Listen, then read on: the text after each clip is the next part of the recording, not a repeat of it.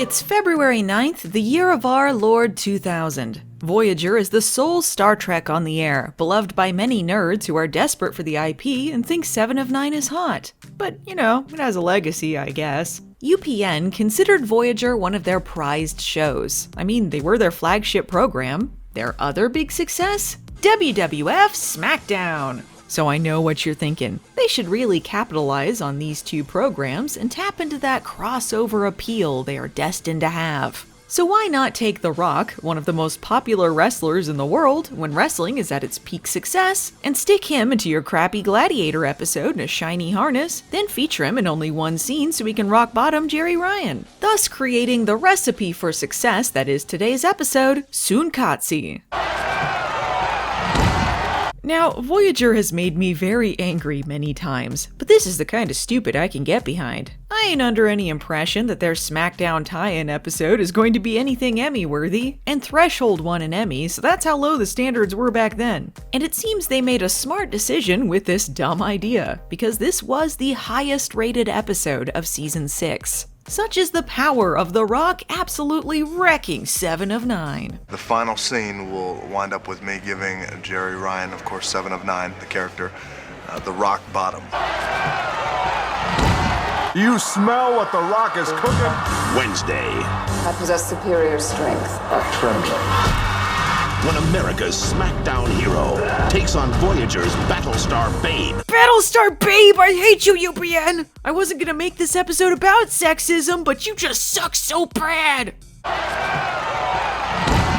Speaking of 7 of 9, I can't believe I've never covered an episode with her before. Technically, she was a cast member in Close Your Glimpses, but it's the only episode she didn't appear in after being introduced because even she couldn't take how boring it was. There were definitely some things about the conception and treatment of her character that don't really hold up well, but I will say she's by far the strongest part of Voyager. Despite the fact she was added basically so they could have a sexy lady in a catsuit, they accidentally stumbled onto something great. She had a compelling backstory and character arc, and Jeri Ryan is an extremely capable actress who was able to overcome some of the lesser material. And now she's gonna take a rock bottom from Dwayne Johnson.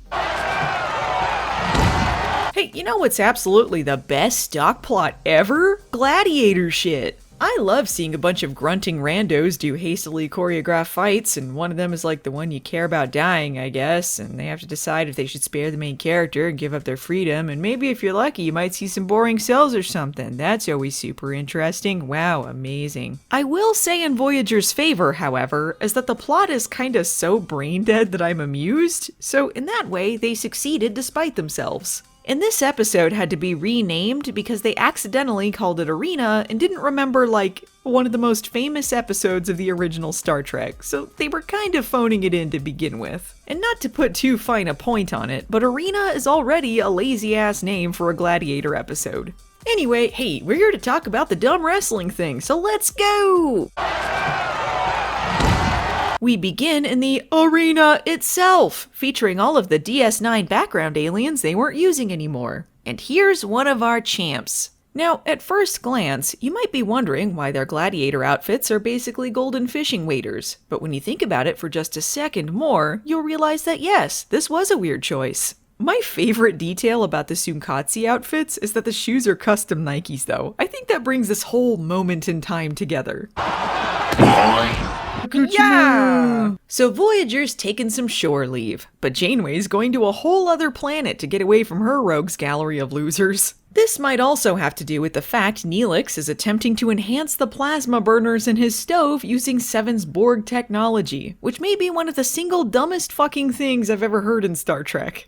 He's still trying to enhance the plasma burners in his stove? With some of Seven's Borg technology. I don't want him accidentally turning the galley into an assimilation chamber. Those silly Borg, you guys are so screwed. Chakotay, you're in charge or whatever the fuck. See ya! Fun last night, wasn't it? There's another match scheduled at 1500.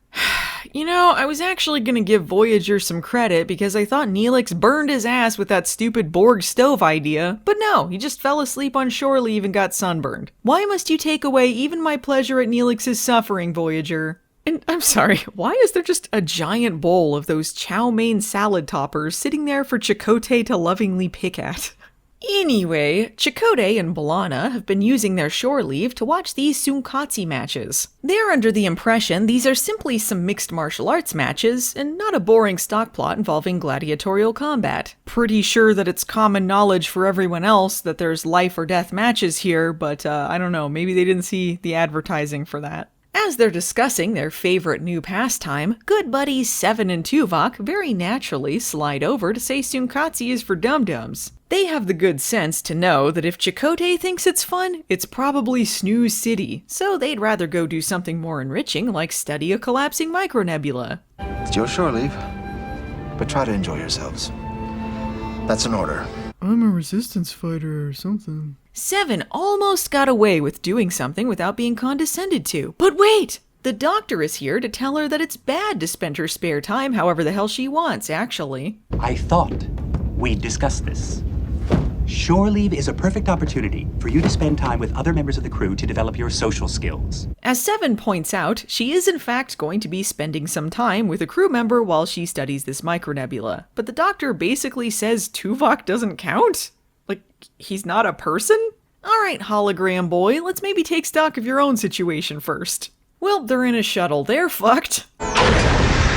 So these two have been kidnapped to fight in these stupid Tsunkatse matches, and by these two I mean Seven. According to Tim Russ, originally Tuvok was also supposed to fight, but you know, he's not Voyager's Battlestar babe, so I guess he's just gonna wait on the sidelines. Jeffrey Combs is also here as the fight promoter scumbag Pank, and apparently after this, he had his fill of Voyager and never showed up again. Another Trek regular on board for the first and last time is J.G. Hertzler as Herojin Hunter. I know what you're thinking. Kinda small part, maybe it just didn't seem worth his time in the end. Well, no, Herojin Hunter is actually the main guest star of this episode. Despite everything the misleading ads told people, The Rock is just some rando dude, and the real nemesis / anti-hero is Herojin Hunter, a character they didn't even bother giving a real name. Highest rated episode of the season! For someone who just got blown the hell up, Seven's looking pretty good, didn't even mess up her hair. And Tuvok got sorta fucked up, so I kinda wonder how that works. Maybe she has like really good hairspray and it acted like a shield. Welcome to Tsunkatse. I thought it was Tsunkatse. That's a rock bottom for talking back. Anyway, Seven agrees to fight if they help Tuvok out, because he's the character in Voyager who treats her the least like a giant toddler. Gee, this fighting tournament that advertises life or death matches sure seems on the up and up. I can take a punch. We know, Harry. You basically spent 7 seasons getting nailed in the balls. Yeah, you wouldn't want to bruise your clarinet fingers.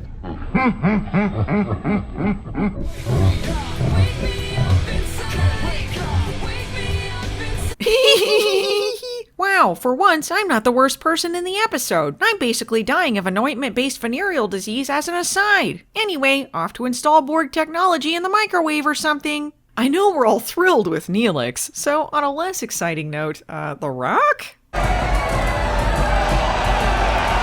The champion uses his famous People's Eyebrow move, a signature gesture he made famous in the WWF/WWE as The Rock. By coincidence, it is similar to a gesture made often by Spock in Star Trek The Original Series, 1966. The final scene will wind up with me giving Jeri Ryan, of course 7 of 9, the character, the rock bottom. But who's this? Is that Voyager's Battlestar babe? Oh no! If Janeway finds out she missed this, she's gonna put us all in report! Permanently! Hey, Seven! Seven over here! Hey, it's your best friend, Harry Kim! Do you know that guy? I've never seen him before in my life. I love you! You're no bigger than a Tarkanian field mouse. Pink's insulting me by putting you in the pit to face me. And to everybody's surprise, he was wonderful. Resistance is futile. So is all your talk. And to everybody's surprise, he was wonderful. Do you smell that easy paycheck? The Rock is out of the episode now, so I hope you enjoyed that less than 4 minutes of screen time. Now for Herojin Hunter and his sad backstory. He was taken nearly 20 years ago, so he's been here a long time. He knows that you have to kill to survive. If Seven is gonna make it through the next match, she has to learn to be vicious. You're the okayest around. No rock bottom's gonna get you down. Herodian man, gonna teach you how to kick some can. It's hard to believe a civilization whose favorite pastime is cheering while innocent people fight each other. If Seven and Tuvok hadn't been abducted, we might still be cheering too. When America's SmackDown hero takes on Voyager's Battlestar Babe. And die, Seven. Oh no, Seven's opponent is Herodian Hunter. Who saw this coming? It's a good day to die, for honor or something. Seven was willing to murder some rando she came up against, but this guy has no name and a half-baked background. She just can't deal the killing blow. Well, luckily, she doesn't have to make that decision, because Voyager beams up both of them, for some reason. As for the other fighters that were stuck there, sucks to be them. Captain's log, stardate 53529.4. Tuned into SmackDown, was not impressed, considering time traveling irresponsibly to make sure The Rock never guest stars. Over and out. I've spent this entire review shooting mad dunks, but let me give some credit for the end here. The Herodian guy goes to find his son. You know how this type of plot goes. Seven heads over to the astrometrics lab and is joined by Tuvok, who thanks her for saving his life. Despite the fact he was written out of most of the episode, Tim Russ and Jeri Ryan managed to pull out a great scene. Seven feels guilty because she lost the hard-won control she's worked years to regain alongside her humanity. But as Tuvok points out, her feelings only reaffirm how far she's come and how human she really is. That's a lot to get out of the SmackDown crossover Gladiator Fishing Waders Nike episode, let me tell ya. Tsunkatse is a lightweight episode that manages to pull out some interesting moments. Seven and Tuvok were a pairing that bounced off of each other well, which makes it unfortunate that their moments here are sandwiched around a gladiator plot that didn't even bother naming the main guest star. And what even happened to Pank? I guess nothing. The bits with the Voyager crew seem pretty frivolous and made them look like assholes at times, but that's not new. The most disappointing part is that The Rock only had one scene. I think he was still pretty green at the acting thing and came off stilted, but I would have liked the episode a lot more if he was a bigger feature. But I did enjoy myself despite the story's shortcomings, and Jeri Ryan, J.G. Hertzler, and Tim Russ managed to make the most of their material. This episode was silly, but it didn't hit rock bottom.